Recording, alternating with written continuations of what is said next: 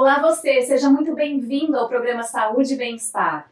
Hoje eu estou muito feliz em atender um pedido de vocês que mandaram mensagem para a nossa produção. Pois é, vocês pediram e hoje eu vou falar sobre cirurgia plástica com uma convidada super especial. Será que a cirurgia plástica aqui do Reino Unido tem a mesma popularidade e relevância do Brasil? Como será a demanda? Qual será a procura? Será que é muito diferente? Diz pra mim. Ficou com vontade de dar aquela repaginada, de mudar o visual?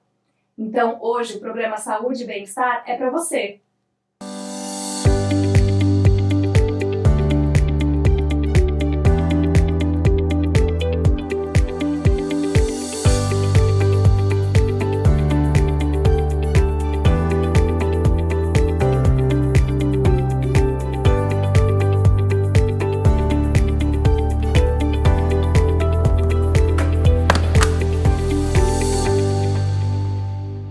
Seja muito bem-vinda ao nosso estúdio, doutora Lara De Luca Maciel. Ela é cirurgiã plástica brasileira, trabalhou em Florianópolis 12 anos, recém-chegada ao Reino Unido, e está aqui hoje com a gente para falar sobre cirurgia plástica e as diferenças que existem no Brasil e no Reino Unido. Seja muito bem-vinda, Lara. Obrigada, Renata, pelo convite. É um prazer estar aqui com vocês, é um prazer estar na TV Londres e nesse programa Saúde e Bem-Estar, que é um programa maravilhoso aí de saúde para a população aqui de Londres. Nesse mundo tecnológico que vivemos, a cada dia nos julgamos e somos julgados por nossa aparência. Sabemos que a busca pelo rosto perfeito, pelo corpo ideal, sempre existiu. Mas talvez por participarmos mais por meetings virtuais, por nos avaliarmos mais, estamos sempre com o celular, tirando foto, nos filmando, a nossa cobrança é mais intensa. E hoje eu estou aqui com a doutora Lara para saber como que é. Quais são os procedimentos que são mais solicitados aqui no Reino Unido? Eles são muito diferentes do que é solicitado pelos pacientes brasileiros? Então, Renata, tem algumas diferenças, sim. Começando já pelo perfil dos pacientes, né? O perfil das pacientes, que a maior parte dos pacientes são mulheres. Aqui nós temos um perfil de paciente mais conservador, que não gosta de fazer procedimentos muito invasivos, agora falando mais dos procedimentos faciais, não cirúrgicos, né? Então, assim, elas optam mais por fazer a toxina botulínica em menos áreas em relação aos pacientes do Brasil, que já querem um tratamento completo.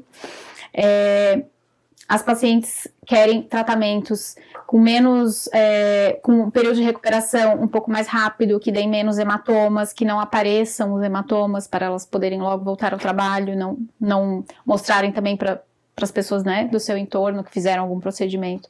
Isso é muito diferente do Brasil, porque no Brasil a coisa é tão popularizada que as pessoas fazem e já saem falando para todo mundo, vão trabalhar com, né, cheia de roxo, cheia de marcas, não tem problema nenhum. E aqui não, elas têm essa questão mais de serem mais reservadas, mais discretas, não querem mostrar. Agora, doutora Lara, fala pra mim, aqui eu escuto muito o termo Brazilian Butt Lift, que lá no Brasil eu nunca tinha escutado, mas aqui é muito popular. Conta para as pessoas que estão nos assistindo. Então, é muito interessante, né? Porque o Brazilian Butt Lift é a cirurgia plástica para aumentar os glúteos. E lá no Brasil a gente faz muito essa cirurgia, né? Uma cirurgia muito popular, onde pode ser colocada prótese glútea ou ser feito o enxerto de gordura com a gordura do próprio paciente. E lá não tem esse nome, Brazilian Butt Lift. Uhum. Então é um nome que a gente ouve muito falar aqui, mas nós brasileiros lá, enquanto eu trabalhava no Brasil, nunca usei esse nome para falar dessa cirurgia. Mas é uma das cirurgias também que é super popular no Brasil e aqui não tanto, né? Até é uma cirurgia que é um pouco controversa, tem algumas complicações graves, então ela foi banida, parece que aqui do Reino Unido, né, por um período, e também nos Estados Unidos. E então existem algumas diferenças, e aqui esse procedimento é bem menos popular. Sim, então os britânicos eles estão começando a se popularizar mais com procedimentos estéticos, só que eles têm muita cautela, eles são muito mais receosos, eles estão mais preocupados com a complicação. A longo prazo, quais são os possíveis problemas que aquele procedimento estético pode causar. Antigamente, a gente sabe que os primeiros tratamentos para aumento da mama foram feitos com silicone injetável e até mesmo parafina injetável, né? E a gente observou que muitos tiveram bastante complicação. A gente não recomenda isso não é mais feito, né? Se vocês por acaso virem alguém fazendo isso, não vão atrás, que é muito perigoso. Uhum. Sim, aqui eu noto também essa diferença entre os pacientes brasileiros e os pacientes aqui da Inglaterra, que os pacientes aqui, eles estão bem mais preocupados com o que pode dar errado, com as complicações, a gente tem que informar, né? Sim. Assim como no Brasil também temos que informar, mas aqui eu vejo que elas estão mais preocupadas, assim, se elas perceberem que a cirurgia tem muitos riscos, elas já não vão fazer, né? Ao ponto que no Brasil, eu vejo que as pessoas, elas vão buscando aquele resultado, elas querem o resultado, elas não se importam muito com a trajetória, com os riscos que estão sendo submetidos. Então, existe essa diferença que aqui as pessoas são mais cautelosas, mais medrosas, quando se fala em cortes, em incisões, elas já ficam um pouco receosas, assim, e no Brasil, isso é tão comum, tão popular, né, que as pessoas não têm medo de passarem por cirurgias, né, procedimentos invasivos. Outra coisa que eu vejo aqui que também é bastante diferente do Brasil é o tempo que o médico informa para o paciente como é feito o procedimento, e a gente chama aqui de cool-off period, que a gente tem que dar um tempo para o paciente aceitar o que foi explicado para o paciente em relação ao como é feito o procedimento, quais são os riscos do procedimento, e depois o paciente, sim, com a sua opinião formada, voltar para o médico e aceitar aquele tratamento. Uhum. No Brasil, como que é isso? Conta para mim. Então, aqui no Reino Unido, realmente, isso é muito importante, né? Isso é até uma regulação, né? Uma lei que tem aqui do Conselho de Medicina. Mas eu acho isso super importante e isso deveria ser mais enfatizado lá no Brasil, né? Porque lá a gente vê, assim, as pessoas querem fazer uma consulta hoje e fazer a cirurgia amanhã, né? E isso realmente é um pouco delicado, porque existem complicações, existem coisas que podem acontecer que você não espera, né? Então, eu sou a favor desse período né, da pessoa pensar e pesquisar e refletir. Eu acho que isso é bom e eu acho que isso deveria ser mais utilizado lá no Brasil também. Sim, eu concordo plenamente com você, porque até mesmo para o profissional e para o paciente, eles constroem uma relação muito mais favorável, né, de confiança, do que você nem conhecer o médico e conhecer o médico no centro cirúrgico, conhecer a equipe que vai estar te operando no centro cirúrgico. Depois você Sim. não tem mais aquele segmento, isso não é uma boa prática da medicina, Sim. eu diria. Sim. Eu acredito que isso seja uma tendência mundial. Hoje em dia, como você falou, o acesso à cirurgia é muito mais fácil do que antigamente. Antigamente a gente via que somente aquelas grandes celebridades possuíam acesso à cirurgia porque elas eram cobradas por ter uma aparência que teria que ser impecável para atuar em filmes, atuar em televisão. Hoje, com a mídia social, todo mundo pode se tornar uma celebridade. Outro dia eu estava lendo um livro e nesse livro ele falava que existe o seu corpo físico e o seu corpo digital.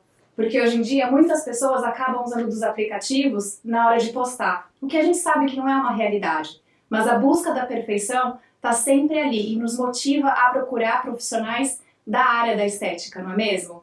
Sim, é verdade. Hoje em dia as mídias sociais têm uma influência muito grande, até na autoestima das pessoas. Então hoje você não se aceita mais postar uma foto que você não tá bem, não tá bonita. Claro, temos os filtros que ajudam bastante, mas as pessoas acabam também se olhando mais, se observando mais, se autocriticando mais, se comparando mais com outras pessoas que estão na rede social.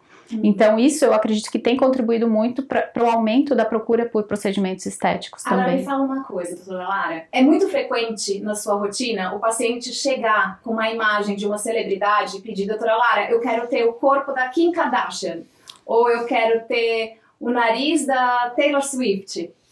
Então, isso é comum, isso acontece bastante. Porém, o nosso papel como médicos, né, como cirurgiões plásticos, nós não temos como garantir para aquela pessoa, nós não temos como afirmar para aquela pessoa que ela vai ter aquela característica da celebridade que ela gostaria de ter. porque cada um tem as suas próprias características, as suas próprias particularidades, e não é possível com uma cirurgia você atingir um resultado exatamente igual ao de uma outra pessoa. Mas, claro, eu até gosto de saber, assim, o que a pessoa acha bonito, para ter uma noção do padrão de beleza daquela pessoa, né? Então, o que aquela pessoa almeja. Mas eu nunca vou falar para ela que ela vai ficar com aquele nariz ou com aquela boca correspondente a tal celebridade, porque isso é impossível. Muito bem. E até outra coisa que é muito falada em cirurgia plástica ou em estética no geral é que a moda dita muito os procedimentos. Hoje em dia, a gente vê que cada vez mais jovens estão procurando procedimentos estéticos como toxina botulínica, como fillers. Aqui no Reino Unido é um padrão e é lei que a gente só pode providenciar esses tipos de tratamento a partir de 18 anos. Como é isso no Brasil? Então, no Brasil não existe uma regra, não existe uma lei como existe aqui. Mas o bom senso impera, né? E eu acredito que a maioria dos médicos tenha bom senso e não vão realizar procedimentos estéticos sem necessidade em pessoas menores de 18 anos. Mas isso é muito variável, depende do problema que a pessoa tem. Por exemplo, existem, né, pessoas, meninas com 16 anos, por exemplo, que podem querer fazer uma rinoplastia. E em alguns casos, no Brasil, é possível se fazer, né? Se a menina tem um nariz muito exacerbado, que está criando problemas de autoestima, bullying. Então, às vezes, se ela já tem o corpo desenvolvido, né, as cartilagens desenvolvidas, não tem por que esperar e deixá-la passar todo aquele sofrimento, se você pode fazer a intervenção numa idade entre 16 e 18, sabendo que a menina tem que estar realmente bem desenvolvida, né, o seu corpo, suas cartilagens, e também com um psicológico legal para poder passar pelo procedimento. Então, no Brasil não existe uma idade mínima, mas a gente tem que ter bom senso aí nessas indicações. Foi muito bom esse ponto que você tocou em relação a discernimento, né? Porque a gente sabe que hoje em dia, até mesmo por influência da mídia e por influência de você pegar o celular e receber muitas informações, existe muito o que a gente chama de dismorfia. Dismorfia é quando o paciente se olha no espelho e ele não se reconhece. Então, por exemplo, ele se enxerga sempre acima do peso, mas na verdade ele não tem um sobrepeso, não tem uma obesidade ali. E isso também gera conflitos na hora que a paciente vai buscar ajuda com o cirurgião plástico. Então, é aquela paciente que vai em 1, 2, 3, mas ela sempre está fazendo procedimentos e nunca está contente, nunca está feliz com o que ela busca ou o que ela consegue alcançar com os procedimentos.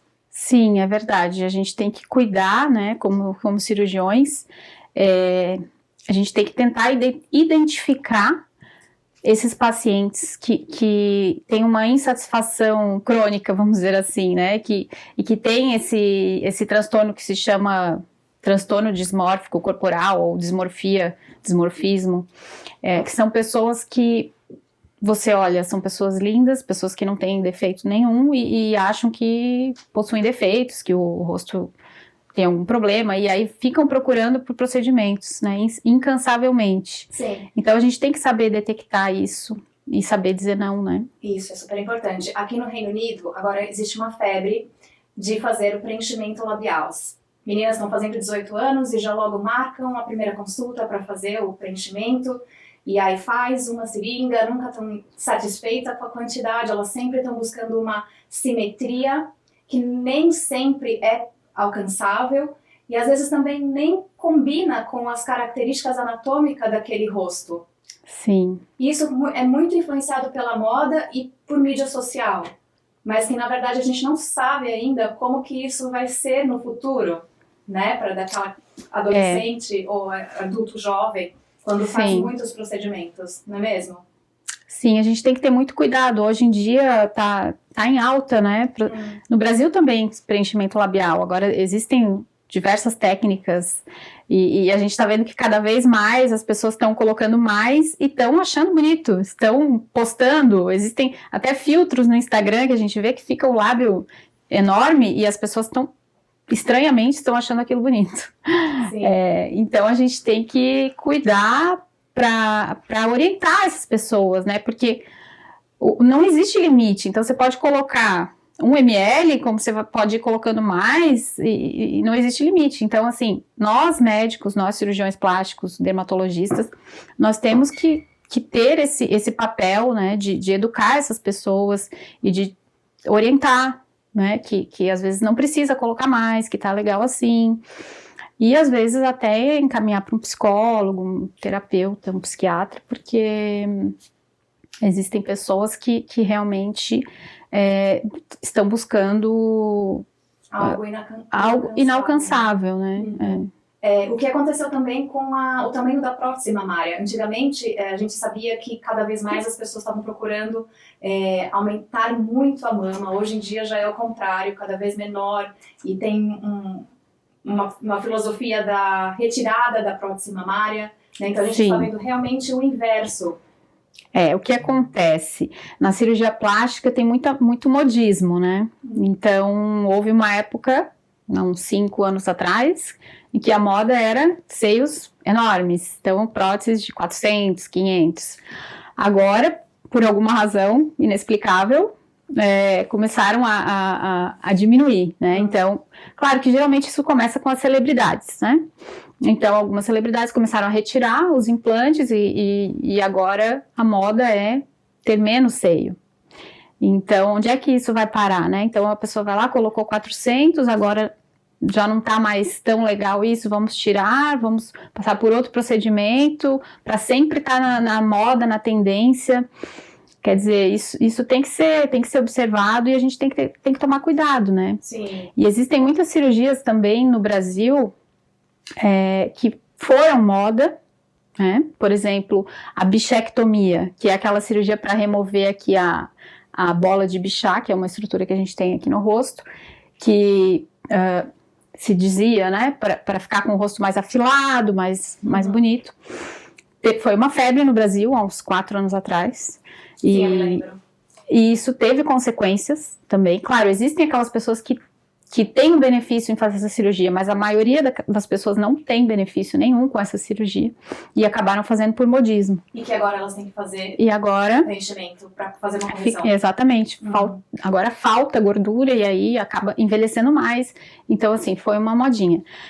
Eu tenho muita preocupação hoje em dia no Brasil. Aqui no Reino Unido não vejo essa cirurgia, mas no Brasil está super em alta, que é a tal da lipo 3D, lipo HD, lipo 4D, em que se faz uma lipoaspiração para ficar com os gominhos, né, que simulam gominhos. Na verdade, são gominhos feitos com a gordura, né, mas dá a impressão que o abdômen é musculoso e tal. Eu tenho muita preocupação, porque é uma cirurgia que está em alta, mas as consequências a gente ainda não viu, né? Por exemplo, se a pessoa ganhar peso, porque ao longo da nossa vida, né, nós mulheres sabemos que depois dos 35, 40, fica mais difícil se manter magra. Então, se você faz uma cirurgia dessa e ganha peso no futuro, como é que vão ficar aqueles gominhos? Como é que vai ficar o abdômen? Então, a gente tem que ter muito cuidado com essas cirurgias que estão na moda, porque de repente elas desaparecem e aí depois vem as consequências que a gente tem que reparar. É verdade. Além de que, falando também sobre os preenchedores, há 2 semanas mais ou menos atrás, uma das repórteres britânicas, ela teve que recorrer a uma ressonância e na ressonância mostrou que ela tinha 35 ml na área malar dela de preenchimento que ela tinha feito há 4 anos atrás. Então também isso a longo prazo precisa ser estudado, né? Porque a gente até então nunca teve esse boom de fillers, numa quantidade tão grande que a gente vem observando, não é? Exato. Eu acho que tudo tem que ser feito com moderação. A questão dos preenchedores, aparentemente, eles eram para ser temporários. Hoje a gente já está vendo, né, tem alguns casos, principalmente nessa região das olheiras, que o preenchedor, ele dura 2, 3 anos. Eu já atendi paciente que fez preenchimento há 3 anos atrás, e a gente fez um ultrassom e estava lá o preenchimento. Então, o preenchimento que é para durar 1 ano, está durando 2, 3. Por quê? Porque o nosso corpo humano não é uma matemática. Então, existem áreas em que ele demora mais para ser absorvido, ou talvez nem seja mais absorvido.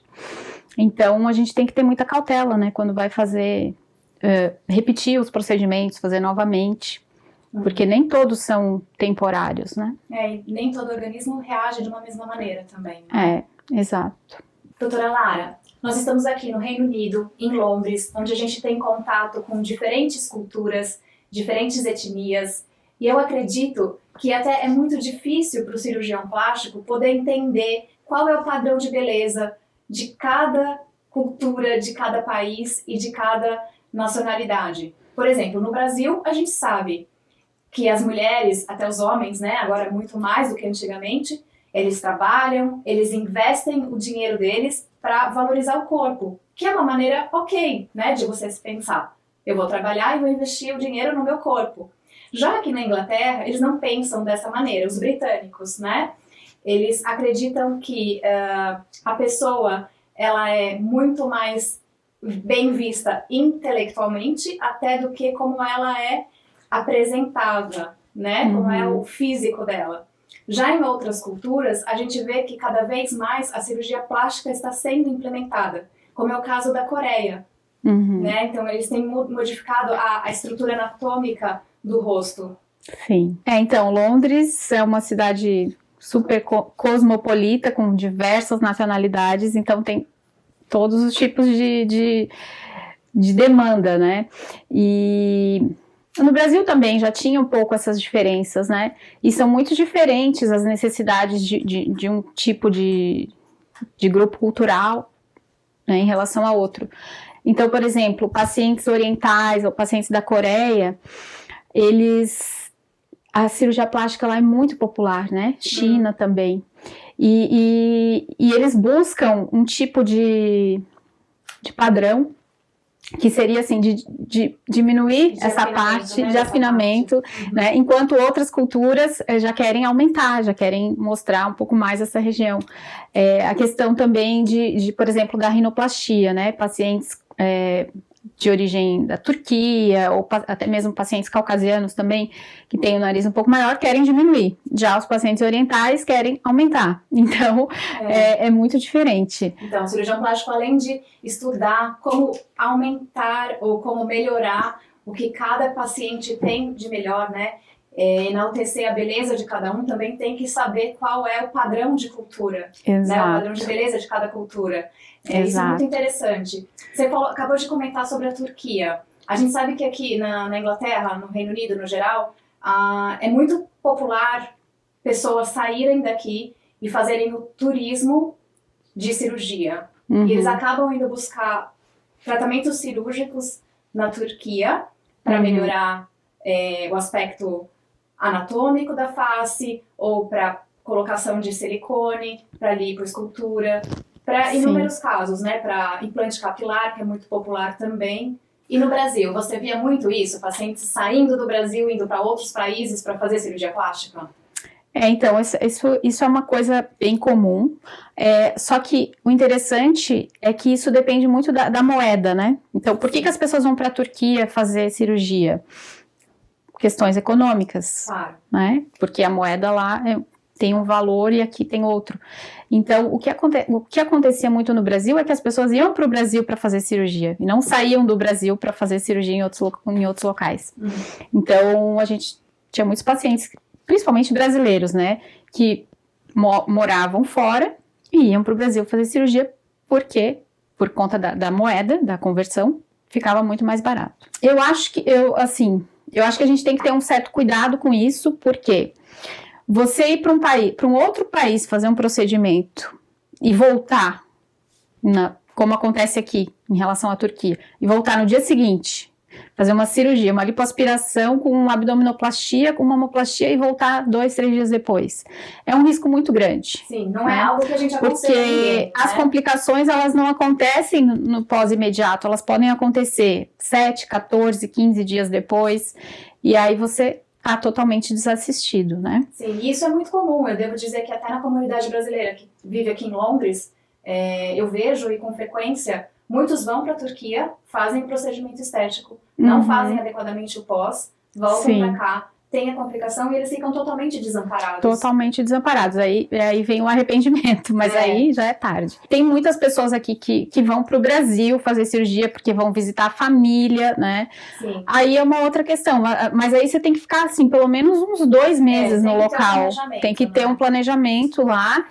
E tem que ficar um tempo, né? Tem que ficar pelo menos 30 dias no local, porque para diminuir os riscos, né? Sim. Porque depois, quando acontece alguma coisa, daí como é que você vai falar com o seu médico se ele tá em outro país? E até mesmo o médico em outro país não tem como saber exatamente a real Como é que ele vai te situação. examinar? É complicado. Lara, outro dia uma paciente chegou para mim e falou que ela estava com vontade de procurar um cirurgião plástico porque ela queria fazer cirurgias plásticas ao invés de usar os filtros de mídia social. Pois é. É bem interessante, né? Hoje, a mídia social, ela tá ditando padrões, né? Então, as pessoas querem estar sempre bem, querem estar sempre bonitas, mas eu já ouvi falar também que as pessoas querem, por exemplo, elas chegam no cirurgião e querem ficar com o rosto igual ao do filtro, né? Mas assim, isso não é possível. A gente não consegue entregar esse resultado, né? Então, essa paciente que está procurando isso, provavelmente ela vai ficar frustrada depois que ela fizer o procedimento, porque toda cirurgia plástica ou todo procedimento estético, ele tem as suas limitações. Então, não é possível a gente deixar uma pessoa com aquela pele lisinha que tem no filtro do Instagram, ou com aquele, né, sem nenhuma linha, sem nenhuma ruga, sem poros, sem nada, é impossível. Então, a gente tem que ter um pouco de cuidado. Eu acho que as pessoas, elas precisam trabalhar um pouco o psicológico, né, porque a gente foi inundado com esse negócio de filtros, de mídia social, de estar bem, de estar bonita, de estar feliz, e a gente tem que pensar um pouquinho, se educar um pouquinho, né? Nem todo mundo é tão bonito, nem todo mundo é tão feliz, é normal ficar triste, é normal ter rugas, é normal não estar sempre bem. É normal ter uma metade do rosto um pouquinho diferente da outra metade. Aliás, é muito mais normal isso do que ser 100% simétrico, né? Então, hoje em dia, a gente tem que, talvez, prezar mais pela saúde mental, né, do que pela estética. Eu sei que a estética é importante, trabalho com isso, nós trabalhamos com isso. Sim. Todo mundo quer estar bem, todo mundo é importante para autoestima, para relacionamentos e tal, mas eu acho que, assim, em primeiro lugar, a gente tem que estar com a saúde mental em dia, né? Super importante. Para depois pensar na estética. Na aparência.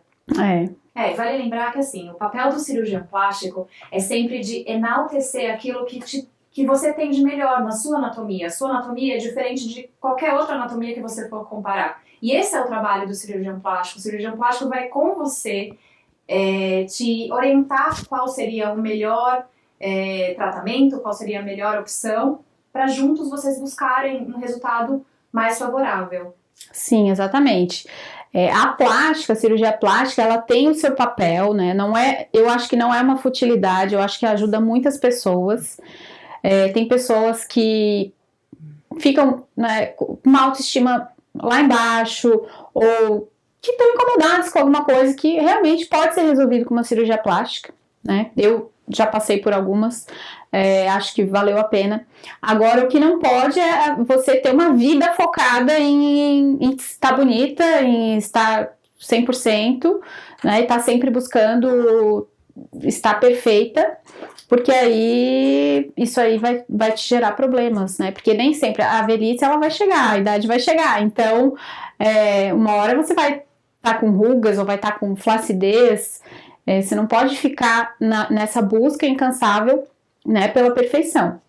Mas eu acho que a cirurgia plástica ela pode ajudar muitas pessoas, ela ajuda muitas pessoas, ela melhora a autoestima de muitas pessoas quando ela é bem indicada. Foi bom você falar nisso. Hoje em dia a gente sabe que também é muito popular a harmonização facial. Se você perguntar para mim qual a minha opinião, eu não sou muito a favor de harmonização facial. Por que eu não sou? Porque aquilo é um padrão. Então, os médicos, as pessoas da área da saúde que fazem a harmonização facial, elas são treinadas a fazer um padrão, é como se fosse uma receita de bolo. Então, aquela receita de bolo vai ser feita em todos os pacientes que forem procurar aquela pessoa. A gente tem que saber valorizar os pontos altos e baixos que o paciente tem e juntos construirmos um plano de tratamento. Qual é a sua opinião em relação à harmonização facial? Então, a harmonização facial é um termo que se popularizou, né, no Brasil, principalmente. Mas ela engloba várias coisas, né, não só preenchimento, como algumas cirurgias. O que eu acho? O problema não é a harmonização em si, mas é a pessoa buscar aquele padrão, né? Então, a gente viu, agora teve concurso de Miss, né? As 90% delas tinham o rosto padronizado, igualzinho, né? Lábio preenchido, mandíbula preenchida, maçã do rosto. Eu acho que a gente tem que cuidar para não ficar uma padronização facial, né? A gente pode fazer uma harmonização desde que seja personalizada para aquela pessoa, certo?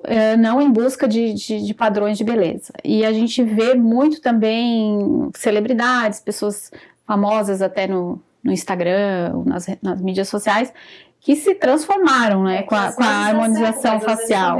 E às vezes se transformaram tanto que se descaracterizaram, né? Eu iria me achar muito estranha, assim, com aquelas transformações. Apesar de que você pode olhar e achar bonito, mas não é mais a mesma pessoa, né? É uma coisa muito, muito, muito louca isso. Eu acho que é legal quando você tem alguma coisa que realmente te incomoda e você quer mudar, ou você tem, por exemplo, um nariz que tem uma gibinha que você está incomodado, você quer usar o preenchimento para corrigir aquilo, tudo bem, ok. Vai melhorar sua autoestima, vai te trazer mais confiança, você vai conseguir tirar fotos mais exato, ou algumas pessoas que têm o queixo menor e querem aumentar para dar uma imponência maior e tal. Enfim, é muito individualizado. Tem pessoas que têm aquela característica, mas não querem mudar, né? E estão felizes com aquilo, isso é ótimo. Então, a gente tem que individualizar cada caso, não fazer um padrão, não fazer um rosto padrão. Mas tem pessoas que chegam no consultório perguntando: o que você acha que eu tenho que fazer? O que eu tô precisando no meu rosto? Eu escuto muito isso também. A gente escuta isso muito. Nem a própria pessoa não sabe, ela tá ali meio que, sabe, em busca de fazer alguma coisa, mas nem ela não sabe bem o que ela quer. Mas eu acho que não é o profissional que tem que trazer isso, é o paciente que tem que contar pro profissional. Sim. Então, a minha pergunta pro meu paciente é sempre: o que te incomoda quando você olha no espelho? O seu rosto? O que é o do rosto que incomoda? É o olho? É a pálpebra que caiu? Sim. Às vezes eles chegam pra mim com queixa de a pálpebra caiu, mas eu sei que também ali eu fazendo procedimentos estéticos, toxina botulínica ou preenchimento, eu não vou conseguir ajudar. Então eu já tenho que passar para a cirurgião plástica, no caso da doutora Lara. Exato. Então ela provavelmente indica uma blefaroplastia, que é a correção das pálpebras. Então nem sempre aquilo que o paciente está buscando ali é o que a gente vai conseguir entregar. Então precisa ter uma avaliação, precisa ter um approach, né, de uma equipe multidisciplinar. Então é muito bom. A doutora Lara trabalha na clínica Murakami, então é muito bom ter ela do meu lado, porque a gente troca os pacientes, né? Isso, a gente troca muitas ideias, né, e muitos tratamentos complementares, né, que a cirurgia às vezes não consegue resolver, e a dermatologia, então, consegue dar um tratamento melhor, né, agregar. Dá um suporte melhor para aquele alcançar tratamento. o que ele deseja, não é mesmo? Agora, Lara, me conta aqui, quais são as suas dicas para quem está se preparando para uma cirurgia plástica? Bom, primeira coisa, eu acho que você tem que estar bem consigo mesma, né? Ou sendo homem ou mulher, consigo mesmo ou consigo mesma. Você tem que estar querendo fazer esse procedimento para você e não para agradar alguém ou para entrar em algum grupo social, algum padrão. A partir daí, então, você procurar um bom cirurgião plástico, né? Aí vem também uma coisa que eu gostaria de falar que eu acho importante, que muitas pessoas hoje elas estão procurando os seus médicos, como? Olhando o Instagram antes e depois, né? Isso no Brasil é um problema, por quê? Porque as legislações no Brasil não permitem que os médicos coloquem antes e depois. Aqui no Reino Unido também. Mas aí as pessoas procuram, não acham o antes e depois daquele profissional e acham que aquele profissional não é bom, não tem resultado, né? E é uma maneira equivocada de procurar. Então, assim, eu acho um pouco perigoso você procurar um profissional através dessa busca por fotos antes e depois, até porque essas fotos, elas podem ser manipuladas, existem maneiras de tirar foto, que a foto pode ficar melhor ou não, tem profissionais que tiram a primeira foto sem flash, a segunda com flash, ou que tiram foto do pós-imediato, enfim, tem várias maneiras de enganar a população, né, mostrando os brilhantes resultados. Então, eu recomendo que você procure um profissional através de indicações de amigos, de parentes. Não vá por propaganda ou por fotos de antes e depois, como eu já falei, porque às vezes um bom profissional, ele não tá ali ele não tá postando, ele não tá mostrando os resultados ali, né? Sim. E então, assim, procure conversar com pessoas que já fizeram, como foi o tratamento. Não existe profissionais que nunca tenham tido complicações, tá? Então, não acredite, né? Se o profissional te falar que eu te garanto 100% que vai ficar linda, maravilhosa. Não, mesmo porque cirurgia plástica é uma cirurgia, então envolve muitos riscos, né? Exatamente. Então, assim, a minha dica é procure profissionais éticos, honestos, que vão te falar realmente quais as possibilidades, né, dentro daquilo que você está apresentando. E também, assim, avalie o currículo desse profissional, porque hoje em dia ninguém mais dá valor para currículo, a gente só procura imagens, né, nos sites e na mídia social. Então, assim, ninguém mais quer saber se o profissional teve a formação adequada, quantos anos estudou, quantos anos praticou, há quanto tempo está trabalhando. Então, assim, eu procuraria também conhecer um pouco do currículo desse profissional e conversar com pessoas que já fizeram esse procedimento com aquele profissional. E no programa de hoje, nós falamos sobre as diferenças das cirurgias plásticas no Brasil e no Reino Unido. Falamos também que nem sempre a busca do corpo ideal é possível. Sugerimos que quando você for fazer a sua pesquisa para o seu profissional para procedimentos estéticos e cirúrgicos, seja feito com indicações de amigos e familiares. O bom profissional é aquele que enaltece a beleza de cada indivíduo. Então, doutora Lara, eu gostaria muito de te agradecer pela sua presença. Todos os assuntos que nós falamos aqui foram super esclarecedores. Muito obrigada. Eu que agradeço, Renata, pelo convite. Agradeço à TV Londres por estar aqui nesse programa, super interessante. E me coloco à disposição de vocês para esclarecerem dúvidas. Tenho as minhas redes sociais, onde vocês podem falar comigo. Meu Instagram é Lara Plástica, meu canal do YouTube também é Lara Plástica. Estou à disposição de vocês. E quem quiser conhecer o nosso trabalho, conhecer meu trabalho e o trabalho da doutora Renata, estamos na Clínica Murakami, é só entrar em contato com a clínica. Muito obrigada, doutora Lara. E para você que se interessou por esse assunto, que tem alguma dúvida ou ainda tem alguma pergunta, por favor, manda para nós nas nossas mídias sociais. Eu vou ter o maior prazer em responder. Obrigada. TV Londres, o mundo passa por aqui.